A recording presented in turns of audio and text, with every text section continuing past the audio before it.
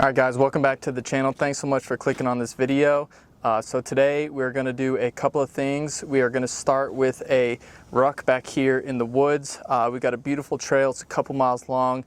So with this nice weather that we're having here in Atlanta, we're going to get a ruck in. And then we're going to go over the 1,000 mile update for the Chevy Colorado ZR2.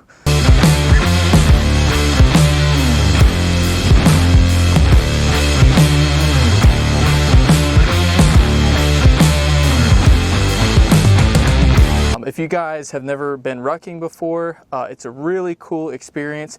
It's very simple when you break it down to the very basics. Essentially what it is you put some weight on your shoulders with a backpack and you walk through the woods or you walk through a trail. Typically I like to pick a wooded area, one because it's shaded, but two, it's just nice scenery to be able to walk through.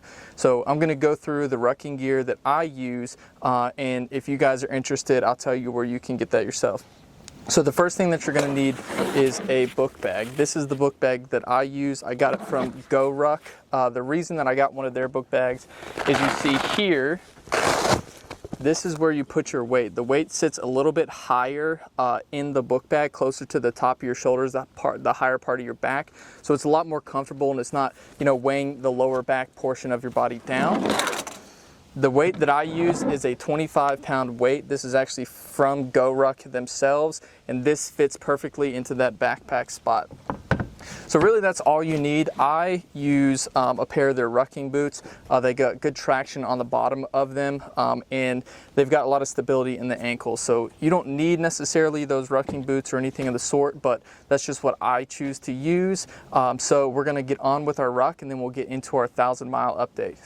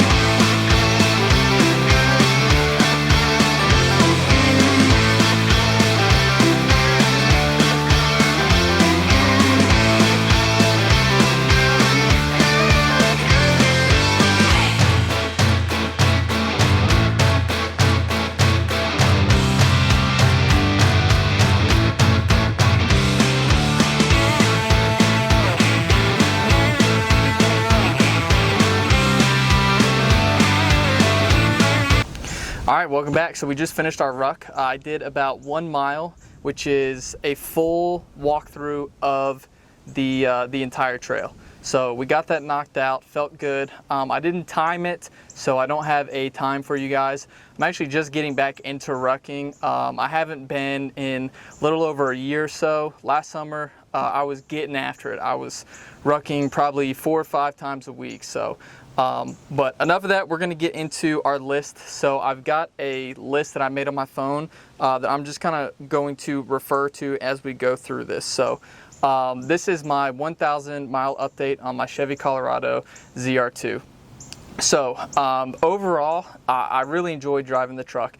Like I said in one of my previous videos, one of my biggest concerns was the size of the truck. Going from an F-150 down to a mid-sized truck had me a little bit concerned, but after spending a couple of weeks in the truck, I absolutely love it. It's actually kind of refreshing in a sense to switch from a larger truck down to a little bit of a smaller truck. Especially some job sites that I have to go to are in downtown Atlanta.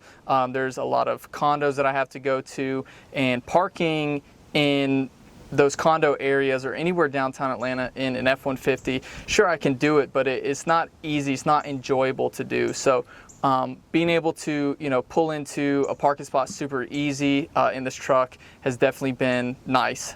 One of my favorite features is the ability to get in your phone and use the app to start your truck before getting in it. So typically when I'm leaving a job site or if I'm leaving my house, about 2 to 3 minutes beforehand, I'll just hop in the app, I'll get the truck started, and you can set a target temperature. So what that does is when you have that target temperature set, all the fans will kick on, all the cooling seats will kick on in order to work its way to get to that target temperature.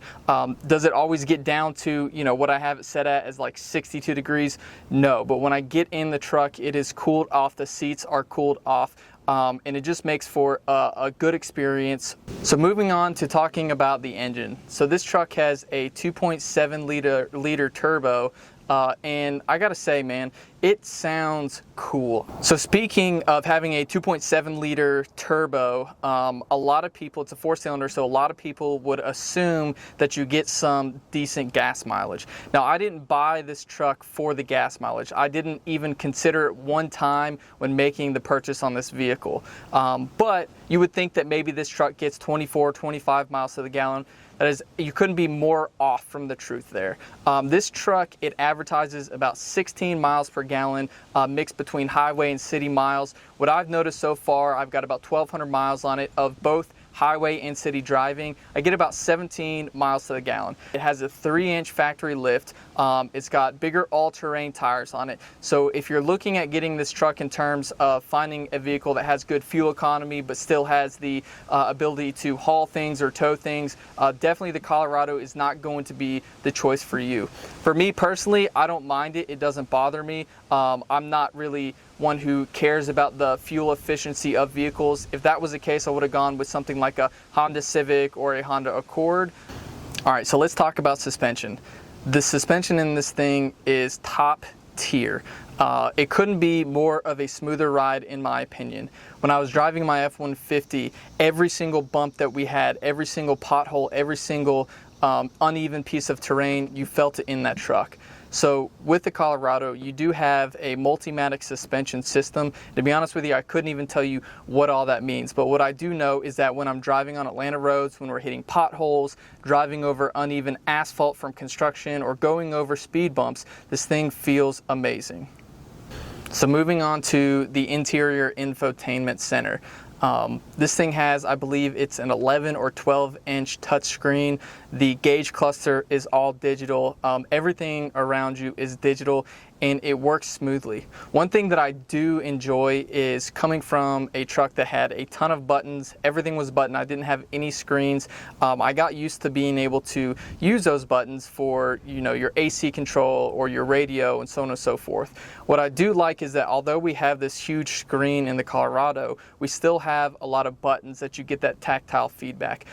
You've got volume knobs and the radio station search thing on the steering wheel, which is nice to have, but you still got your volume knob. You can turn your AC up and down. You hit the cooled and heated seats. All of those things are buttons, and I think vehicles that have gone to an all digital without any of those buttons is not moving in the right direction. I think people want the tactile feedback. They want a physical button, and to me, I feel like it is actually a lot safer to have those than having to click through the screen, find buttons on the screen. If you mispress, then you're having to go back, take your eyes off the road, and continue to find the right button to hit. So I like having actual buttons and switches. So let's move on and talk a little bit about how the truck looks. This truck looks so cool. It is a smaller truck, but it doesn't necessarily look as small as some of the Rangers or some of the Tacomas out there.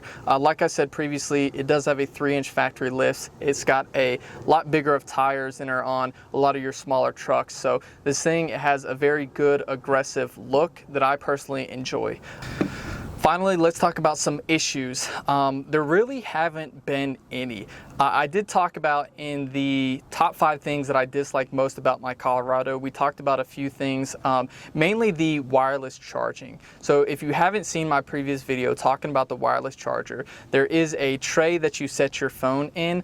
The tray is pretty large, but your phone doesn't take up the entire tray. So what that means is that when you're putting your phone into the wireless charger, it has to be in a very specific spot. Now the spot that it goes into, it'll stay in that position because it has this rubberized surface, but just having to get your phone right in the perfect direction isn't always a pleasant thing to have to do. Personally, I'd rather be able to just throw my phone in that little cubby area for the wireless charger and it just be able to pick up the charging and do that. So other than that, there haven't been any issues. Obviously, I'm only about 1,200 miles into driving this brand new truck. If there were issues, that would be a big problem. But as time will tell, we'll get another update when we're getting up to 5,000 miles, maybe 10,000 miles, once this truck is actually fully broken in and has been used for a while.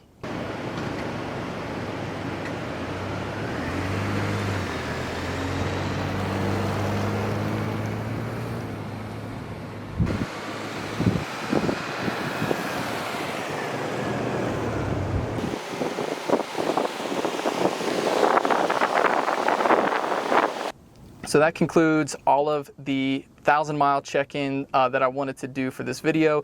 If you guys enjoyed the video, thank you so much for watching. Please like the video, subscribe. I've got another one coming out here shortly. We're going to go over the adaptive cruise control in this vehicle. So if you're curious to know how the adaptive cruise control works in this truck, just go ahead and hit that subscribe button, turn notifications on, and we'll see you in the next one.